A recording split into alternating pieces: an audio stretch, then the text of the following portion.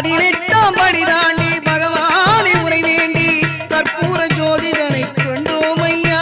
நாங்கள் கற்பூர ஜோதிதனை கண்டோம் ஐயா.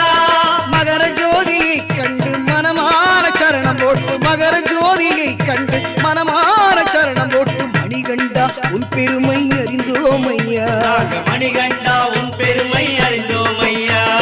சாமியே சரணம் ஐயப்பா சரணம் சுவாமியே சரணம்